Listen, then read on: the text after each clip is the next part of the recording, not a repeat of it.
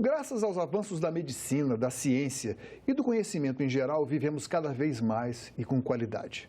A cada década cresce o percentual de brasileiros acima dos 60 anos. Muitos não querem encarar a aposentadoria como o fim da vida produtiva. Para falar sobre empreendedorismo nessa faixa de idade, Cidadania conversa com Enio Pinto, gerente de atendimento do Sebrae Nacional. Seja bem-vindo, Enio. Hoje a gente falar assim em terceira idade, né, pessoa que já passa da faixa dos 60 anos, é bem diferente do que a gente pensava como eram as pessoas 20, 30 anos atrás, aquele velhinho já sentado na cadeira de balanço. Então, enfim, as pessoas não querem mais ficar paradas e tem no mínimo, quem tem 60 anos hoje, tem no mínimo mais 25 anos de vida ativa. Quer dizer, se a gente for até considerar a idade média em que o brasileiro se aposenta hoje, ou mesmo considerando o futuro, o que pode acontecer com a faixa de aposentadoria, com as medidas do governo, ainda vai se ter muito tempo depois do fim da vida, do trabalho, do emprego tradicional. E como você analisa esse fenômeno? O que acontece? O termo aposentado, se a gente avaliar bem, ele perdeu sentido, porque aposentado era retirar-se para os aposentos. E hoje, de fato, quando você chega aos 65 anos, que é considerado pelas Nações Unidas o idoso, você hoje ainda está muito ativo, tem uma dinâmica de vida muito importante, muito preocupado e focado com qualidade de vida, e muitas vezes você ainda tem responsabilidades que você precisa arcar junto à sua família. Então, eventualmente, você muda a sua atividade econômica, você parte, por exemplo, para o empreendedorismo, mas é inviável hoje para um adulto de 65 anos encerrar completamente sua carreira profissional. Agora, na verdade, eu andei pesquisando sobre as iniciativas do Sebrae nesse sentido de orientação do idoso que quer, idoso entre aspas, né, que quer empreender. Muitos querem empreender, mas aqueles que realmente procuram algum apoio, alguma orientação, são talvez 1 em cada 10, né? Verdade, o percentual ainda é pequeno, mas é um tema que está bastante propagado no momento. Sempre que a gente vive um momento de crise macroeconômica, as pessoas pensam em desengavetar um projeto de um pequeno negócio.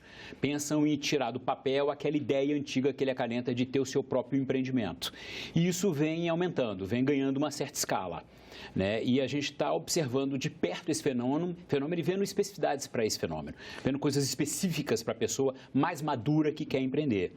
Sendo que, na verdade, a necessidade não é apenas de complementar ou de ter uma renda, é também muito do lado psicológico. Você ficar ali parado muitas horas sem fazer, talvez a função do trabalho, de uma produtividade, faz bem a cabeça também e ao físico das pessoas. Exato. Né? O que acontece? Os especialistas de empreendedorismo, do tema empreendedorismo, eles identificam 2 janelas que são janelas de oportunidade, que são momentos muito oportunos para você empreender. Um é quando você é egresso dos bancos escolares, quando você ainda é muito jovem, tem bastante conhecimento, tem bastante informação, um conhecimento vanguardista e ainda assumiu poucas responsabilidades, porque você pode, de fato, incorrer em alguns riscos e não há necessidade de você já gerar recursos imediatos nesse negócio que está nascendo. Essa janela, ela volta de alguma maneira a se abrir quando você chega na melhor idade, na terceira idade, porque você já resolveu boa parte dos seus problemas de moradia, já está com os filhos criados, eventualmente você tem alguma poupança, uma rescisão contratual de uma atividade de empregado que você encerrou, volta a se abrir essa janela, essa oportunidade concreta para se correr novamente alguns riscos. E numa fase em que você, embora o mundo do trabalho esteja mudando radicalmente, você tem toda uma experiência de vida que vai te mostrar assim, até através dos erros que você possa ter cometido no passado, qual o caminho que você deve tomar quando você se vê diante de uma escolha do que fazer, que opção no mercado de trabalho, enfim, quais as opções que você pode tomar. Agora, o que o Sebrae tem feito para chegar ao alcance, para se apresentar às pessoas que estão justamente nessa faixa de idade, necessitando talvez de um pequeno empurrão, uma ajuda e uma orientação? O que acontece? O Sebrae tem feito pesquisas para entender melhor esse mercado, entender melhor o perfil desse empreendedor, o que são suas demandas, e o Sebrae tem constituído algumas peças específicas para atendê-los. A gente está com uma página no nosso portal, a gente está concebendo agora uma cartilha direcionada para esse público, com alguns cuidados que ele precisa ter no momento em que ele vai empreender. E a gente também tem um banco de oportunidade de ideias de negócios, a gente está com quase 500 ideias de negócios catalogadas de empreendimentos que podem ser implementados por empreendedores da terceira idade. Qual o perfil desse empreendedor que vocês estão... Há uma média geral, eu acredito, mas assim, existem segmentos. E que perfil geral é esse? Que segmentos? Como é que vocês atuam para atingir cada um deles? De acordo com a necessidade de cada um. O que a gente percebe é que aquele que pretende empreender depois dos 60, 65 anos de idade, ele tem um foco muito mais qualitativo. Tem sempre, de alguma maneira, num pano de fundo da questão do empreendedorismo, uma disputa, uma guerra entre o ser e o ter. Muitos empreendedores são mobilizados, são movidos pelo ter. Eu quero empreender para ganhar dinheiro, para ter lucro, rentabilidade. Ele, quando procura o Sebrae, ele está procurando negócios que tenham alto retorno. E tem um outro tipo de empreendedores que são aqueles mais focados no ser. Aquele que quer, de alguma maneira, transformar um hobby no negócio. Aquele que quer derivar uma ocupação no passado que trazia satisfação para ele no empreendimento agora, para o futuro. Esse é mais o perfil do empreendedor da terceira idade. Ele está muito mais focado no ser do que no ter. Ele procura muito mais, além, é claro, né, de algum retorno financeiro para complemento de renda, mas ele procura muito mais satisfação, plenitude, realização pessoal quando vai montar esse negócio, né? E isso demanda do Sebrae uma outra postura no processo de atendimento, né? O idoso candidato empreendedor, quando recorre ao Sebrae, vocês dão alguma orientação? Como é que vocês o acolhem nesse primeiro contato? E que tipo de orientação? Como vocês identificam a vocação? Ou se ele é do tipo ter ou do tipo haver? Como é que vocês fazem essa separação e conseguem auxiliá-lo numa primeira orientação? O que acontece?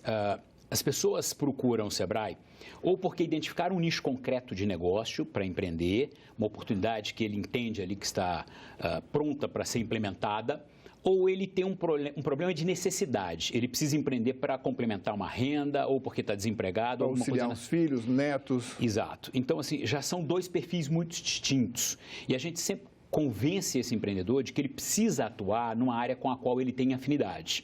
Porque, assim, ele vai ter que ter tanto o domínio do lado operacional do empreendimento, por exemplo, se ele vai montar um restaurante, ele entender minimamente de cozinha, né, ele ter alguma experiência como gourmet, como chefe, até para orientar os seus colaboradores, mas ele também vai ter que dominar técnicas de gestão, de administração desse empreendimento, né? Então, a gente primeiro tenta direcioná-lo para alguma atividade com a qual ele se identifique. Porque hoje, para você ter sucesso empresarial, você precisa estar sempre agregando valor, trazendo inovação, trazendo ineditismos, trazendo ousadia, melhorando a experiência do seu cliente quando você faz um atendimento. E aí, se você não tem, de fato, paixão por aquela atividade que você vai desenvolver, é difícil você estar fazendo essa agregação de valor, né? Quando o foco é tão somente no ter, como nós falamos agora, quando o foco é no lucro, na rentabilidade, você não se identifica com aquela atividade empresarial, você fica com mais limitações de ter um diferencial em relação à concorrência.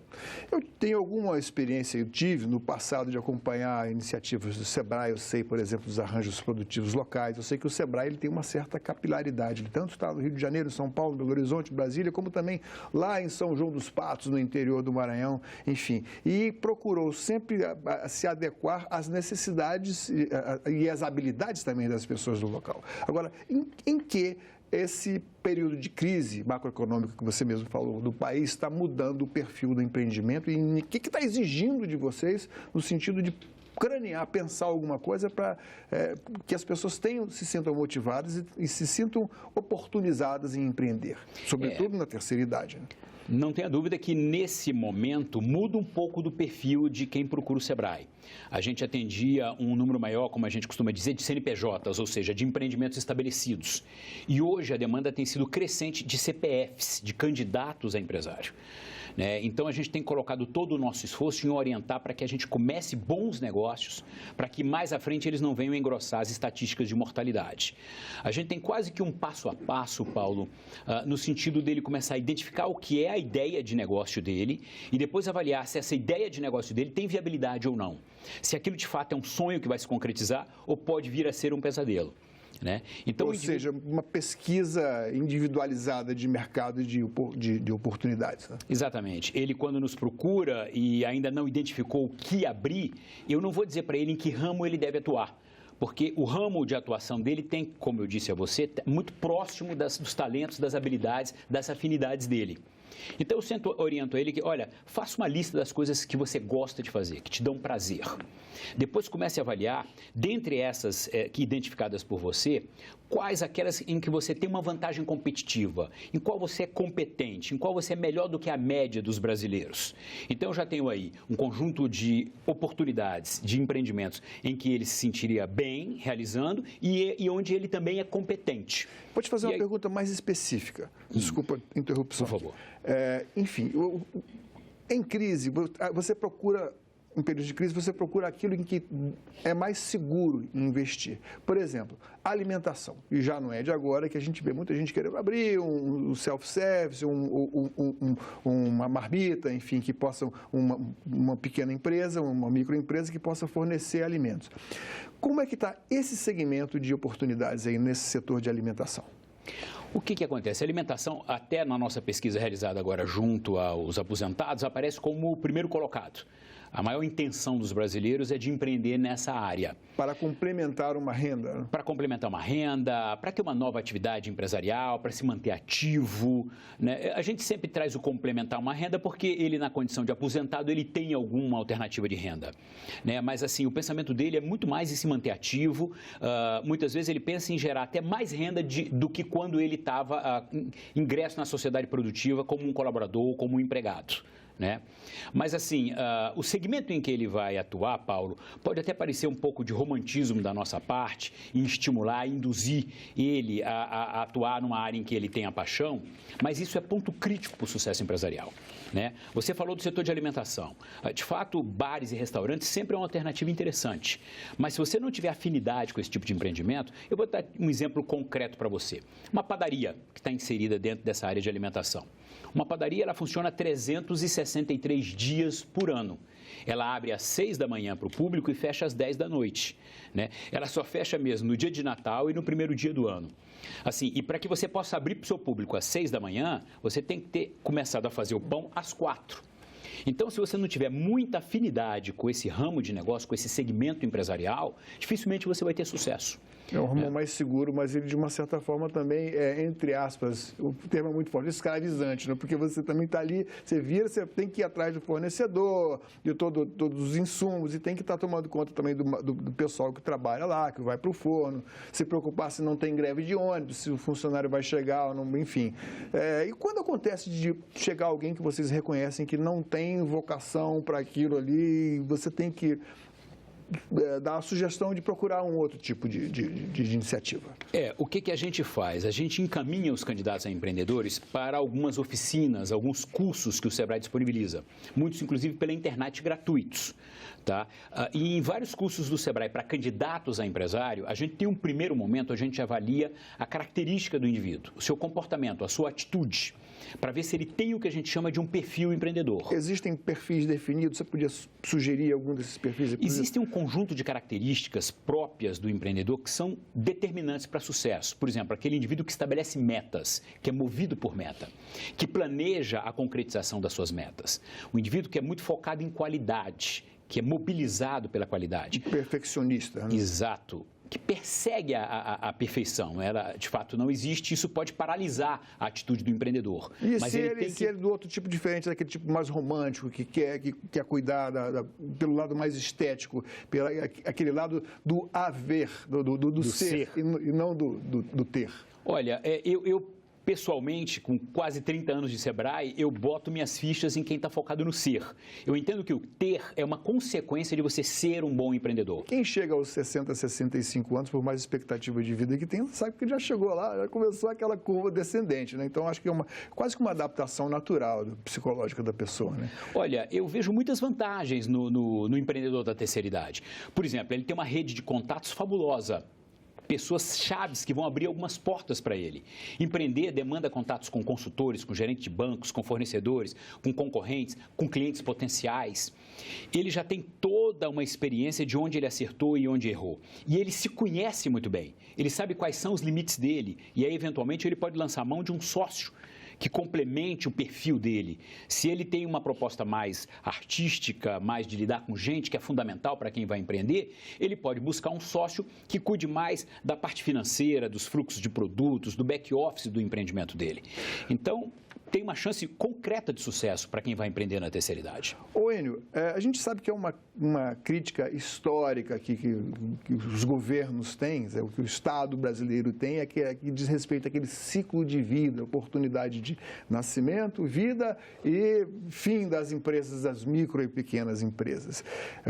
A queixa é que é muito difícil se abrir uma pequena empresa, muita burocracia e que muitas delas, depois de algum tempo, não sei se a média é um ano e meio, acabavam do nada, né? E depois vem aquela dificuldade de você pagar todos os impostos, enfim.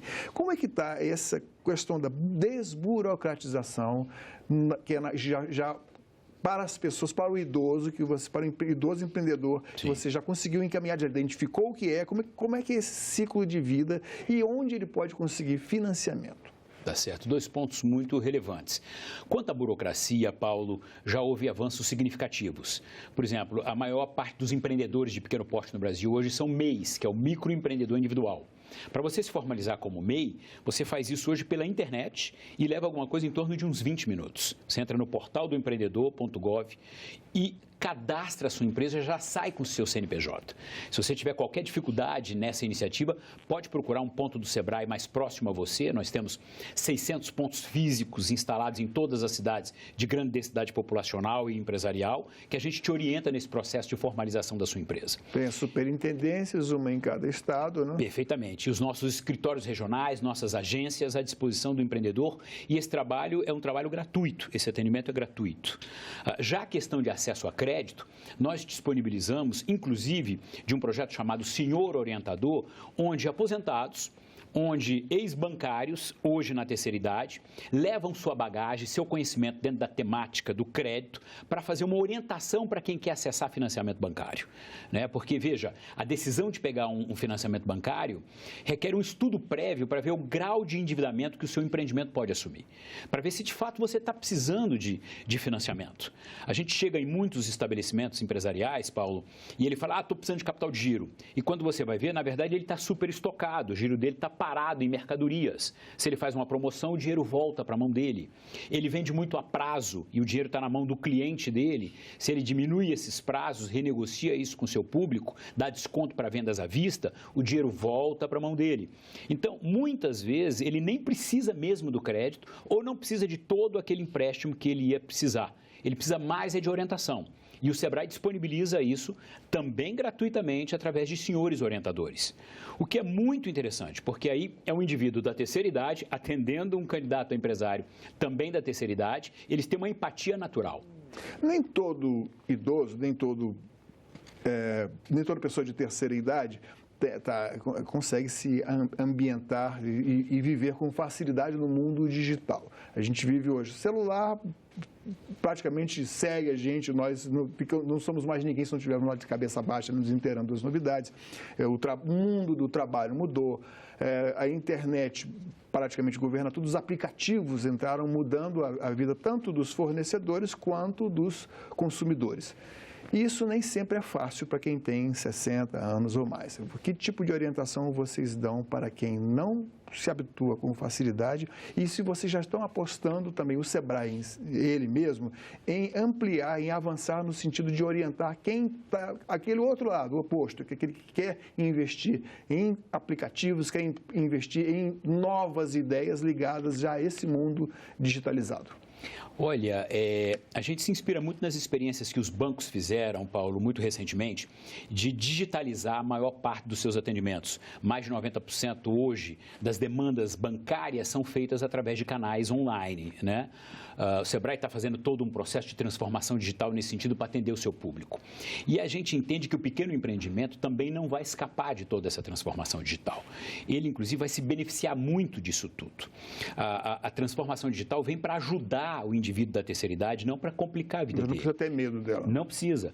Eu estava te citando a experiência dos bancos, em função de que os mais idosos chegavam nas agências e tinham sempre que recorrer a um atendimento presencial e eram dirigidos pelo time do Posso Ajudar aos caixas eletrônicos, a totens, a usar o seu próprio smartphone.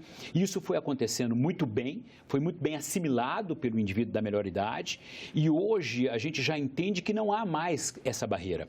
Até, Paulo, veja, ele por ter mais tempo discricionário, ele se utiliza muito da internet para passar o tempo dele, para resolver os problemas dele. Ele hoje já não é mais um excluído digital. Né? E mesmo os pequenos empreendimentos mais tradicionais, hoje ganham uma casquinha de conteúdo tecnológico. Eles vendem através das redes sociais, eles têm pequenos aplicativos que facilitam os processos de contato com o seu público. Então, mesmo empreendimentos entendidos como bem tradicionais se utilizam hoje de redes sociais e de conteúdo tecnológico para avançar no mercado, para se tornar mais competitivo no mercado. Se eu quiser abrir uma empresa individual ou uma microempresa mesmo, e precisar de algum recurso para investir, vamos supor, em algo bem simples, que me complemente com uma renda básica só para as minhas próprias necessidades, de quanto eu vou precisar? Paulo, esse é um número bastante variável, né? Porque assim, até a pesquisa que nós realizamos mostra que 90% dos indivíduos da terceira idade que querem empreender com comércio e serviço. Por que isso? Veja, quando a gente fala de indústria, tem todo o investimento em máquinas, equipamentos, imobiliários, veículos utilitários, é um pequeno parque industrial, uma pequena planta, como a gente costuma dizer. Já quem vai investir em comércio, já é um investimento bem menor. Ele vai simplesmente fazer uma composição de um estoque inicial. Um estoque, material de consumo. Perfeitamente. E uma adaptação do imóvel, onde ele vai operar um capital de giro inicial. Mas não dá nem para dizer quanto seria mais ou menos hoje? E aí eu chego no serviço, só para você ver como isso tem um espectro muito abrangente. O serviço hoje, Paulo, por exemplo, muitos dos nossos indivíduos da terceira idade que querem empreender, o terceiro lugar da fila apareceu alimentos, né, a área de restaurantes, bares, restaurantes, depois vestuário e acessórios e depois veio consultoria. Então, um indivíduo que chega aos seus 60 a 65 anos e vai empreender na área de serviços com consultoria, o investimento é zero. Ele tem que fazer um cartão de visita, ele tem que, eventualmente, abrir um site para que as pessoas o encontrem, ele tem que ter um celular à mão. Saber manejar muito bem o celular. Exatamente. Ampliar seus contatos. Perfeitamente, mas ele vai se utilizar de uma competência e de uma habilidade que ele já tem instalada para o seu empreendimento operar. Então, fica muito difícil de você definir isso. Até num outro ramo que está sendo muito demandado por os indivíduos de terceira idade, que são as franquias, né? Eu vou te dar um exemplo aqui bastante popular. Uma McDonald's. Você fala, vou abrir uma McDonald's. Você pode pensar numa loja grande da McDonald's, inclusive com drive-thru, onde você compra sem sair do carro e tal. E você pode pensar num pequeno quiosque dentro de um mall, num shopping, que vende tão somente casquinhas, sorvete. Então, mesmo quando você pensa numa franquia como uma McDonald's, você tem uma possibilidade, um espectro de valores de investimento muito grande. Então, o que a gente costuma dizer é que tem oportunidade para quem não tem recurso algum. Entende? E assim, há até a possibilidade, desde que você tenha um bom plano de negócio, de você captar recursos em bancos. Né? Tem mais dinheiro disponível do que bons projetos no mercado hoje para a gente empreender. Disso não tenho dúvida. Enio, muito obrigado pela sua presença aqui no Cidadania. Volte sempre. Paulo, o Sebrae está sempre de prontidão para atendê-la. Obrigado.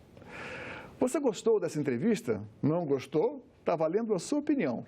Entre em contato conosco, também para sugerir outros assuntos. O WhatsApp é 61 99966 1616. Se preferir telefonar, o número do Alô Senado é 0800 61 2211. Para baixar uma cópia ou rever qualquer um de nossos programas, acesse senado.leg.br/TV. Obrigado pela atenção e até o próximo Cidadania.